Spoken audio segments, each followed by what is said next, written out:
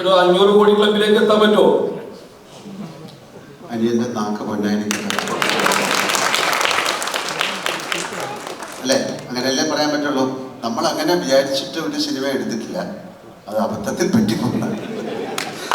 ഇത് നല്ല സിനിമയായിരിക്കും, അതിൻ്റെ ഒരു അത് ഏറ്റവും അങ്ങനെ സംഭവിക്കട്ടെ. അതിന് എപ്പോഴും അങ്ങനെയല്ലേ, ഒരു സിനിമ എടുക്കുമ്പോൾ ഇത് ഏറ്റവും നന്നായിട്ട് ഓടണം, ഇത് എത്ര ആൾക്കാർ കാണണം എന്ന് വെച്ചാണ് സിനിമ എടുക്കുന്നത്. പിന്നെ ആ സിനിമയ്ക്കൊരു ജാതകമുണ്ട്, അതനുസരിച്ച് മനുഷ്യരെ പോലെ അല്ലാണ്ട് എല്ലാം മെടുക്കലായിരിക്കും, കുറച്ച് കഴിയുമ്പോൾ മോശമായിരിക്കും. അപ്പം അതുപോലെ സിനിമയ്ക്ക് ഒരു ജാതകമുണ്ട്, അതിൽ വിശ്വസിക്കുന്നത് ഒരു ഒരു ഒരു മാജിക്കാണ്, ഒരു റെസിപ്പിയാണ്, ഒരു സീക്രട്ട് റെസിപ്പിയാണ്, ആർക്കും അറിയാത്തത്.